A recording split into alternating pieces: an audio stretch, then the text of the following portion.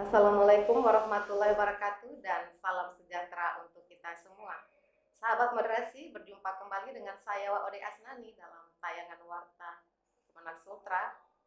Dan saat ini telah hadir bersama saya analis kebijakan ahli muda Subdit Penyuluh Agama Islam Direktorat Jenderal Bimbingan Masyarakat Islam Kementerian Agama Republik Indonesia, Bapak Haji Amirullah SAG MAG.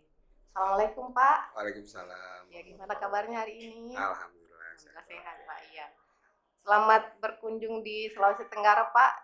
Ya, dan selamat datang di Geraha Moderasi Beragama Kangen Kemenak Sultra. Keren. Ini kunjungan ke berapa yang di Sulawesi Tenggara Pak? Saya ke berapa ya? Mungkin bisa lebih dari 4 kali ya ke Sulawesi Tenggara. Dan ya selalu, tapi ini yang paling berkesan kunjungan saya Pak, dan luar biasa ternyata di di Kanwil Kementerian Agama Provinsi Sulawesi Tenggara sudah ada geraha moderasi, narasi-narasi yang keren saya kira. Yang saya ini baru dapat ini falsafah kearifan lokal ya. Jadi ternyata memang akar moderasi itu sudah kuat di Sulawesi Tenggara.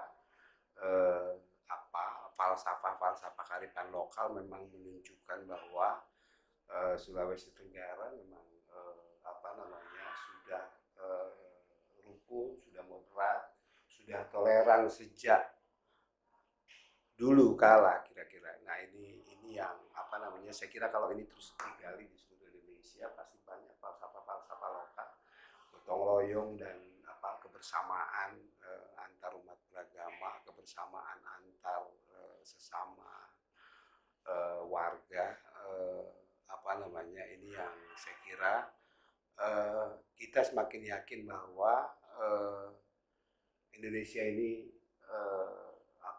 menjadi negara yang rukun, yang damai, dan ini kan juga termasuk indikator moderasi beragama.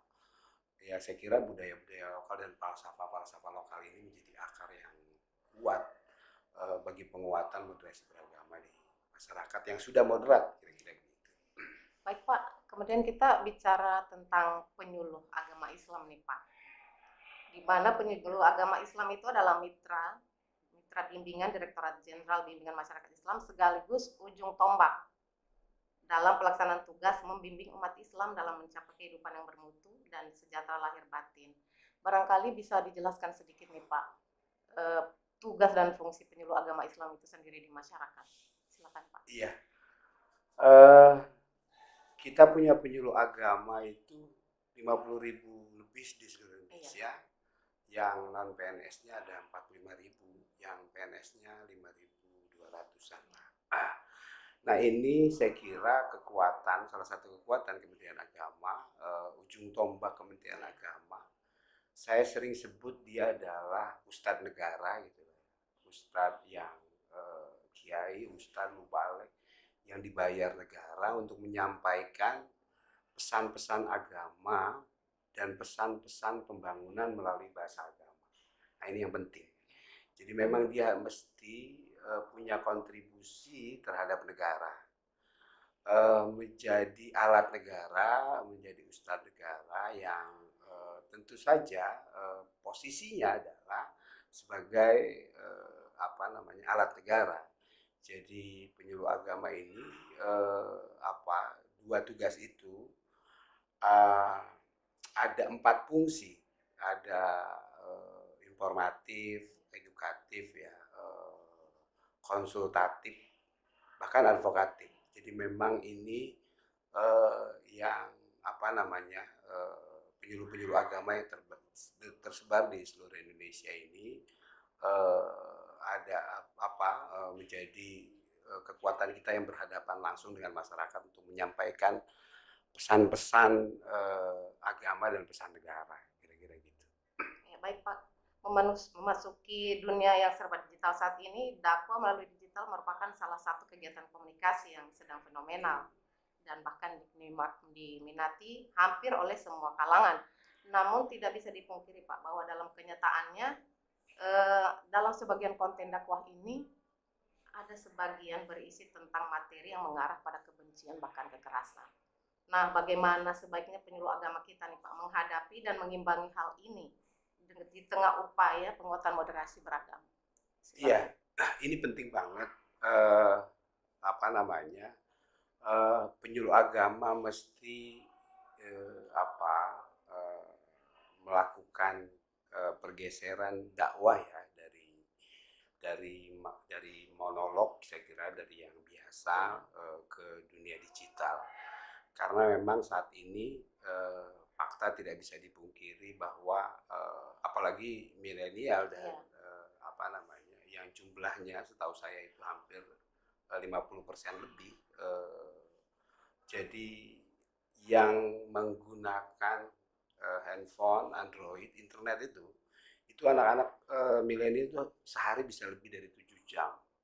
Nah, mereka belajar agama juga di media sosial. Kayaknya agak sulit anak-anak milenial ini untuk kita ajak di pengajian kira-kira begitu. Nah, maka penyuluh agama mesti berubah, kira-kira bergeser ya. Maka menjadi salah satu tugasnya adalah via media sosial mengisi konten-konten keagamaan yang damai, konten-konten keagamaan yang toleran, yang menghargai perbedaan, yang membangun komitmen NKRI, kira-kira begitu, beragama yang moderat.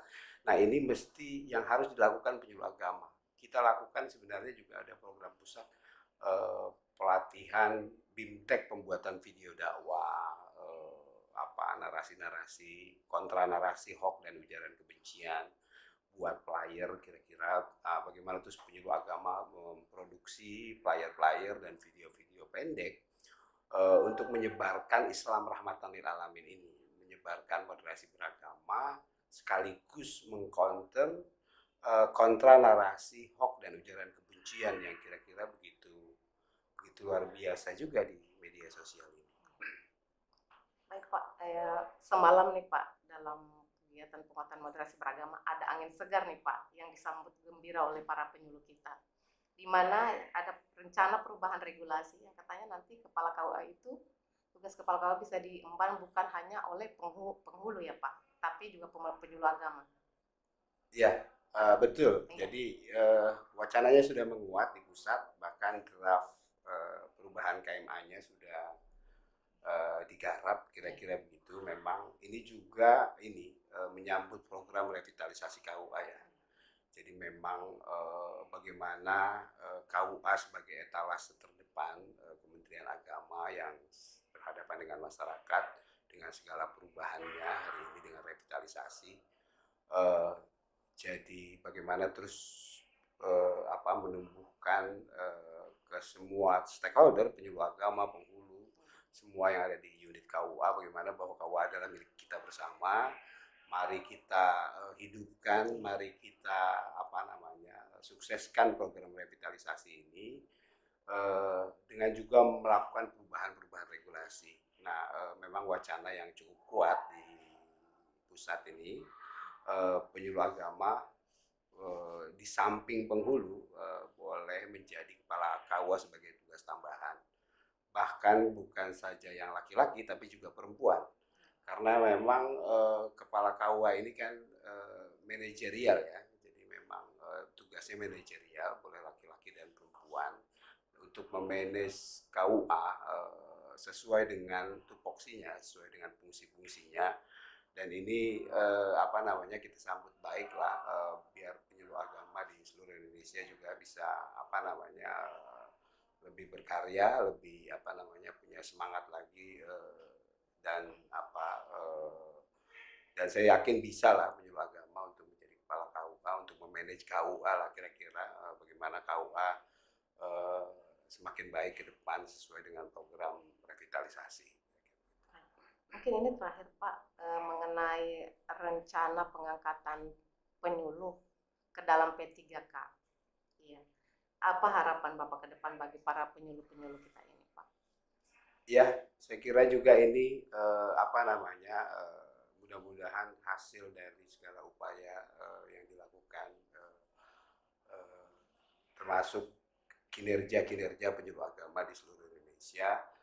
Eh, di 2020 kita sudah mengajukan pengajuan P3K melalui e-formasi aplikasi di Kementerian Pan RB. Eh, ter Terekam penyuluh agama Islam itu 43.800-an yang mengajukan P3K di e-formasi. Perkembangannya baru selesai kita kemarin hari Jumat kita selesaikan permintaan dari BKN untuk naskah soal P3K penyuluh agama. Kita sama yakin bahwa akan ada P3K penyuluh agama di tahun 2022 ini, cuma yang belum keluar berapa formasi yang disetujui dari 43.800-an yang kita ajukan di aplikasi e-formasi Menpan. Mudah-mudahan banyak formasinya, mudah-mudahan ini menjadi jalan kesejahteraan penyuluh agama di non PNS di seluruh Indonesia, menjadi semangat kinerja bahwa jabatan penyuluh agama ini ada, penting, dan punya kontribusi terhadap negara dan agama. Jadi memang kalau mampu kita menunjukkan itu, saya yakin mudah-mudahan formasinya banyak dan teman-teman penyuluh agama di seluruh Indonesia bisa mengikuti P3K penyuluh agama yang akan dilakukan oleh Menpan dan BKN. Baik Pak. Tadi setelah melihat-lihat potret kehidupan umat beragama di Geraha Moderasi Kemenak Sultra ini Pak, bisa mungkin sedikit testimoni Pak mengenai Geraha Moderasi Beragama Kemenak Sultra ini? Iya, ini apresiasi ya yang luar biasa. Atau saya yang belum keliling ke kanwil lain, tapi saya baru nemu di Provinsi Sulawesi Tenggara. Saya kira ini bisa jadi contoh, bisa jadi pilot ya untuk Kementerian Agama di seluruh Indonesia, bahwa menumbuhkan sikap beragama yang moderat, yang damai, yang toleran, ini mesti terus kita lakukan. Generasi terus berjalan, tapi moderasi beragama, terus kampanye cara beragama yang damai ini, cara beragama yang toleran, yang menghargai perbedaan, yang mencintai NKRI ini mesti terus digalakkan di seluruh lini kehidupan, baik anak-anak sekolah, penyuluh masyarakat, dan semuanya. Dan ini Geraha Moderasi Beragama Sulawesi Tenggara ini kita apresiasi, keren, dan ini merupakan wadah kumpulnya semua tokoh agama dan tempat pembelajaran, tempat sosialisasi moderasi beragama yang terus mesti bisa dicontoh oleh yang lain, dan terus mesti kita perbaiki terus dan kita kampanyekan terus. Kira-kira begitu. Ya, baik, terima kasih banyak Pak. Sama-sama. Iya, makasih banyak atas kehadirannya Pak. Sama-sama. Iya, sahabat moderasi, demikianlah bincang-bincang kita hari ini. Saya akhiri dengan ucapan wassalamualaikum warahmatullahi wabarakatuh dan salam 3B. Salam 3B.